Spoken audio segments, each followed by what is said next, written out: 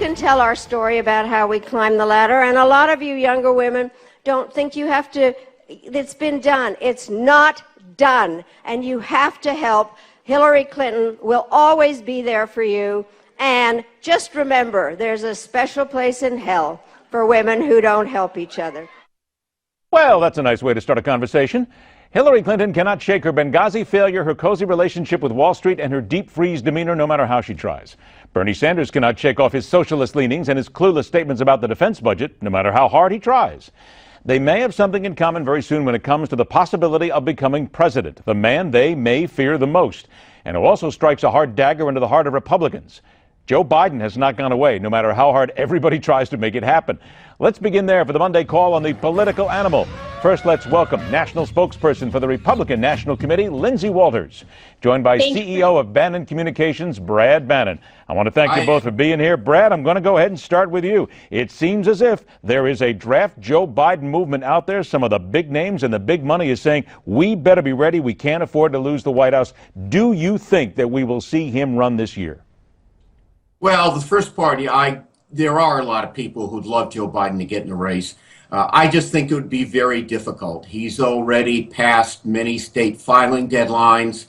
I think it would be very difficult for most Democrats to accept another candidate after they spend months rooting for either Bernie Sanders or Hillary Clinton. But there are a lot of Democrats who like that. I just don't think it's going to happen. Lyndsey, let's look at it from the Republican side then. Let's just say, for giggles and grins here, Joe Biden does indeed get in the race. Some of the people I've spoken to on the right say he would be a much tougher opponent than Mrs. Clinton or Bernie Sanders, and they haven't used the word fear, but they say we'd have to be a little cautious about him. How does the RNC and the people in the Republican Party feel about it if Joe Biden came into the race?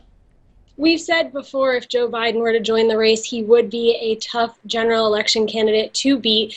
But the larger question here is the fact that he's even in the conversation shows, the state of the Democratic race right now, that Biden is even part of this conversation of being a potential candidate to run on the Democratic side.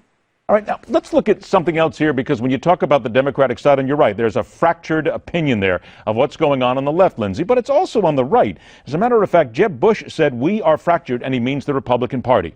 We are fractured ideologically. We're fractured in terms of tone. I don't know what form it takes going forward, but here is the unifying thing that could happen, the desire to win. Isn't that something that's got to get down into the marrow, if you will, of Republican candidates?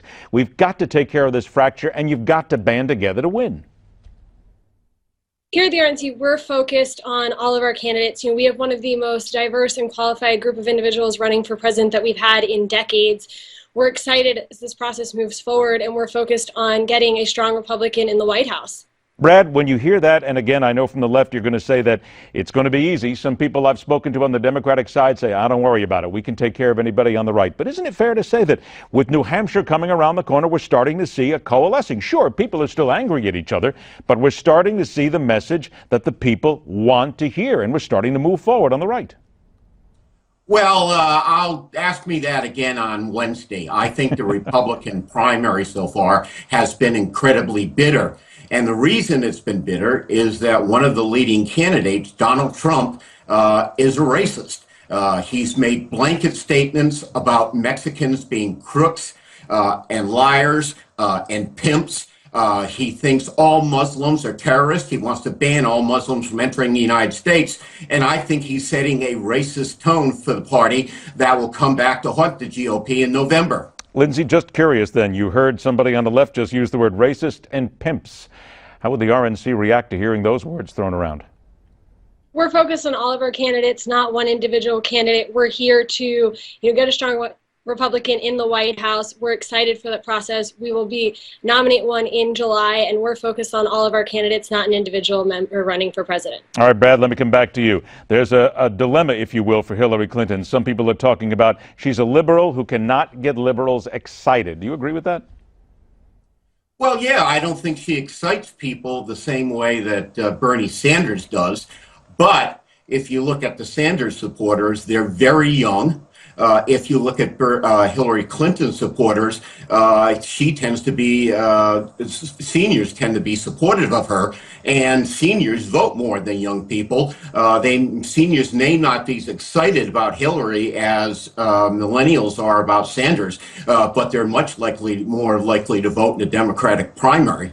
So, Lyndsey, then how does the RNC, when you talk about being involved in all the candidates and getting behind them all, how do you then take that into account here, what's happening on the left, and use it, coalesce it, if you will, and get everybody in one thinking so that the Republicans can defeat the Democrats? How do you do that?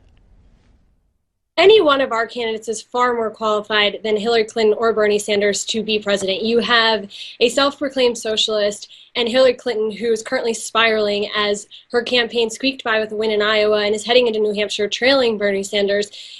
This time, 2008, she was trailing, ended up coming out and winning. There's no reason she can't win New Hampshire. And again, all of our candidates are far more qualified to be either Hillary Clinton or Bernie Sanders. I only got 30 seconds left here, Brad. What happens if out of New Hampshire, Bernie Sanders does indeed trounce Mrs. Clinton? Is it just no big deal because we got a long way to go, or is there something else? Well, I think we got a long way to go. Hillary Clinton is very strong in the southern and western states that are coming up on Super Tuesday on March 1st. So I think you have to see what happens in New Hampshire, and then what you see happens on Super Tuesday and March 1st. After that, I think we'll have a pretty good idea who the nominee is going to be, but not on Wednesday. We always have to keep reminding ourselves we've got Super Tuesday and so many other states to come. It's not as if it's all going to end just in one shot. It's the one thing everybody needs to keep in mind. 48 to go. All right, it is indeed. Brad Bannon, Lyndsey Walters, thanks so much for joining us. We appreciate your time on The Political Animal. Now, speaking of animals, one rather unique creature captivates America, freaks more than a few people out. Super Bowl ads and a whole lot more. Stay with us. The fastest 60 minutes of news. The Hardline continues.